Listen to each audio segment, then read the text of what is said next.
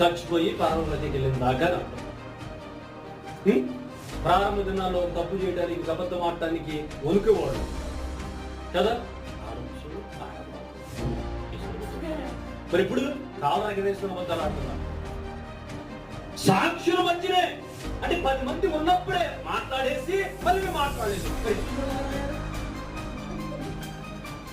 నిజం. ప్రారంభ దినాల్లో ఉన్న పరిశుద్ధత, ప్రారంభ దినాల్లో ఉన్న భయం, ప్రారంభ దినాల్లో ఉన్న భక్తి, ఆ ప్రభావం తర్వాత కుషించిపోతా ఉంది చాలా మందికి. నేనేం మాట్లాడుతున్నానంటే మనం అలా కుషించిపోయేవాళ్ళుగా ఉండొచ్చు. ప్రారంభ దినాల్లో ఉన్న మంటే, ప్రారంభ దినాల్లో ఉన్న భక్తే, ప్రారంభ దినాల్లో ఉన్న విశ్వాసమే, ప్రారంభ దినాల్లో ఉన్న ఆయన మాట ప్రకారంగా జీవించిన జీవితమే చివరి దాకా కాపాడుకుంటుంది కాక. ఇంకా ఇప్పటికే చాలా వరకు